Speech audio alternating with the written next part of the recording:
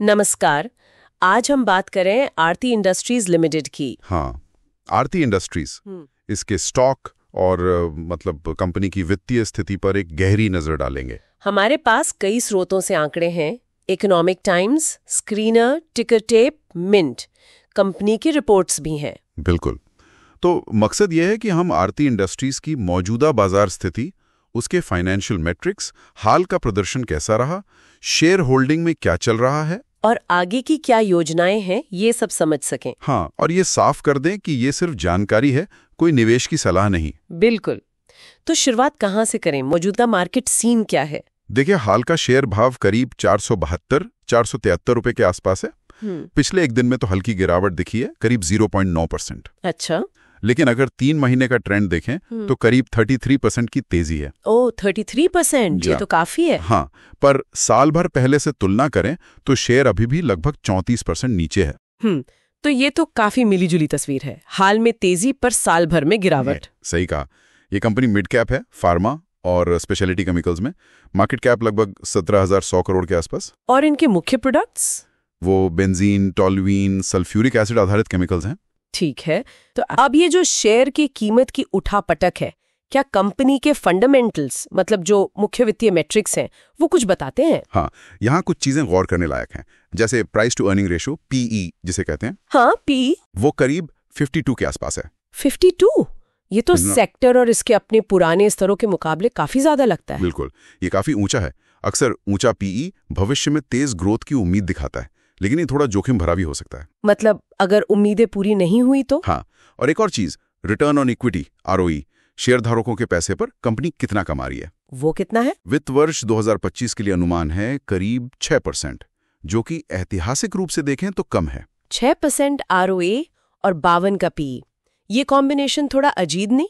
ये शायद इसलिए है क्योंकि कंपनी भारी निवेश कर रही है, कैपेक्स, जिसका रिटर्न आने में वक्त लगेगा। अच्छा, कैपेक्स की बात आई।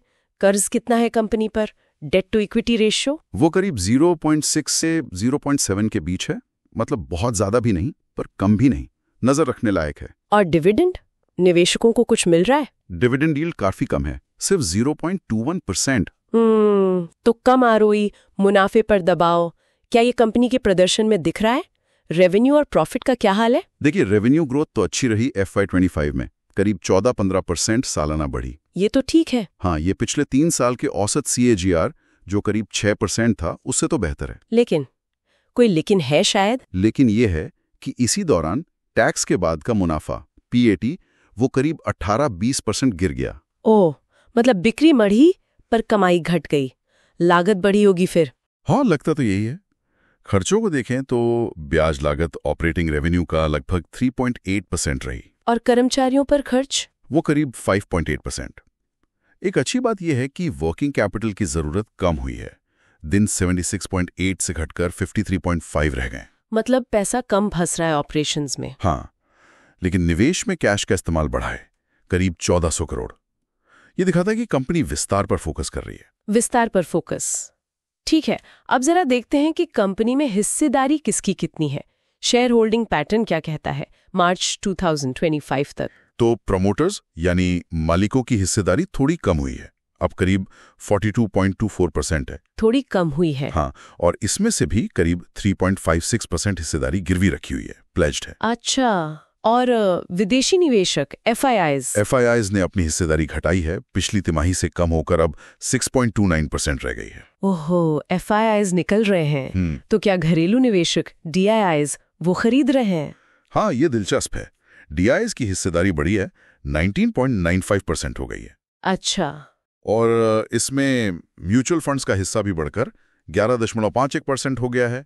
तो घरेलू फंड्स और इंस्टीट्यूशंस का भरोसा बढ़ा है, जबकि विदेशी निवेशक शायद अभी थोड़ा संभल कर चल रहे हैं। बिल्कुल, बाकी करीब 31.5% आम पब्लिक और दूसरों के पास है। ये FII और DII का अलग अलग रुख काफी इंटरेस्टिंग है।